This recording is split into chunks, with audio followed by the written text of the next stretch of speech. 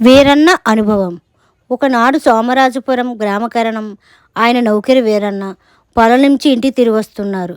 వాళ్ళు రామాలయం దగ్గరికి వచ్చేసరికి ఒక బ్రాహ్మణుడు వాళ్ళకి ఎదురుపడి కరణంతో, అయ్యా కరణం గారు నమస్కారం, నేను ఈ ఊరికి చాలా దూర ప్రాంతం వాడిని, కాపుల ఇంట్లో పెళ్లి చేయించడానికి వచ్చాను.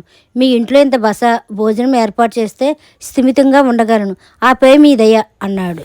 కరణం ఆ బ్రాహ్మణుడికేసి ఎగాదిగా చూసి, మనం తినే ప్రతి గింజ మీద మన పేరు రాసుంటుందట.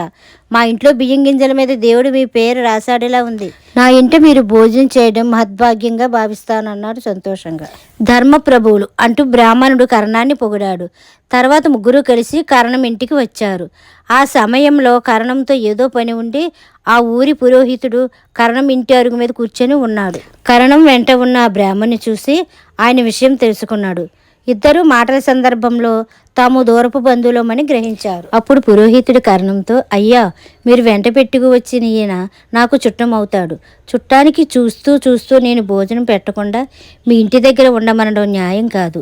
కాబట్టి అన్యదా భావించక తమరు అనుమతించితే మా ఇంటికి తీసుకుపోతాను అన్నాడు. ఇందుకు కరణం సరేనన్నాడు. వాళ్ళు వెళ్ళిపోయారు.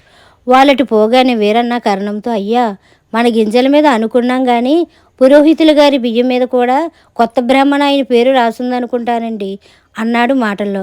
వినయం ఉన్నా కాస్త వెటకారంగా. కరణానికి వాడి వెటకారం అర్థమైంది.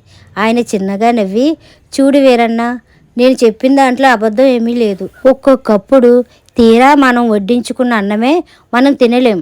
ఆ మాటకొస్తే తినే బియ్యం గింజ మీదే కాదు, ఇంకా మనం తినే ప్రతి పదార్థం మీద కూడా మన పేరుంటుంది. ఏమైనా నీకు అనుభవం అయితే తప్ప సంగతి తెలిసి రాదులే అన్నాడు.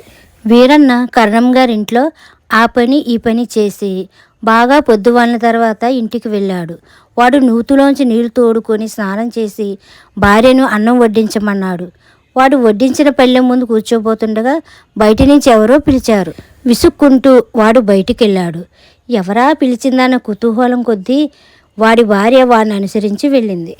ఈలోగా వీధి కుక్క ఒకటి దొడ్డిదారు గుండా ఇంటి లోపలికి వచ్చి పళ్ళెంలో ఉన్న అన్నమంతా క్షణంలో తినేసింది. భర్త కంటే కొంచెం ముందుగా లోపలికి వీరన్న భార్య వెళ్ళి అది చూసి బాధతో కుక్క నానా తిట్లు తిడుతూ బయటికి తరిమేసింది. ఇది చూసి వీరన్న ఏమీ తొనుక్కోకుండా, ఆహా మన కర్ణం గారు అన్నట్టే జరిగింది. తినే గింజల మీద వాళ్ళ వాళ్ళ పేర్లు రాసుంటాయట. ఈ అన్నం వండిన బియ్యం గింజ మీద కుక్క పేరు రాసున్నదన్నమాట. ఆయన ఏం చేస్తాం, మళ్ళీ వండు అన్నాడు. ఇది విని వాడి భార్య కోపంగా, ఈ పెద్దవాళ్ళు చెప్పే మెట్టవేదంత మాటలకేం కానీ ఇంట్లో బియ్యం గింజ లేదు. ఇప్పటికిప్పుడు వడ్లు దంచి బియ్యం చేసే ఓపిక నాకు లేదు. ఈ పూటకి నేను నీళ్ళు తాగి పడుకుందాం అన్నది. వీరన్న నిట్టూర్చుతూ, అయితే ఇవాళ తిండి గింజల మీద దేవుడు మన పేరు రాయలేదన్నమాట. ఏదో నవ్వులాట కన్నందుకు దేవుడు నాకే తిండి లేకుండా చేయడం వింతగా ఉన్నది. రేపు జరిగింది కరణం గారికి చెప్పాలి అన్నాడు. ఇంతలో వీధి వాకిటి ముందు బండి ఆగిన చెప్పుడయింది. బండిలోంచి వీరన్న మామగారు అత్తగారు దిగారు. ఇది చూసి వీరన్న గొతుక్కుమన్నాడు. ఇప్పుడు అత్తమామలు కొండి పెట్టేందుకు ఒడ్లు దంచడంలో తన భార్యకు సాయపడాలి. ఇది పగలల్లా పొలం పనుల్లో ఒళ్ళు హోనం చేసుకున్న తన వల్ల అయ్యే పని కాదు. వీరన్న మూలుగుతూ అత్తమామల్ని పలకరించి గోడవారిగా ఉన్న నులక మంచం వాల్చి దాని మీద పడుకున్నాడు. ఆ మరుక్షణం వాడి భార్య నవ్వుతూ వచ్చి, మన వెర్రి గాని చదువుకున్న వాళ్ళ మాట పళ్ళిపోతుందా?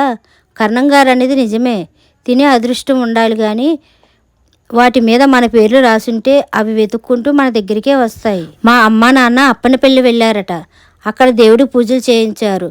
పులిహోర దొద్దోజనం చక్కెర పొంగలి తెచ్చారు, రా తిందాం అని పిలిచింది. ఇది వినగానే వీరన్నకు ప్రాణం లేచి వచ్చినట్టయింది. వాడు ప్రసాదాన్ని భక్తితో తింటూ, ఎక్కడ పండిన పంటో ఈరోజు నీ సన్నిధానం నుంచి వచ్చి నా నోట్లో పడ్డాయి. తిండి గింజల మీద ఇంకా తినే ఇతర వస్తువుల మీద నువ్వు వాళ్ళ వాళ్ళ పేర్లు రాస్తావని ఒప్పుకుంటున్నాను మహాప్రభు అంటూ లెంపలేసుకున్నాడు.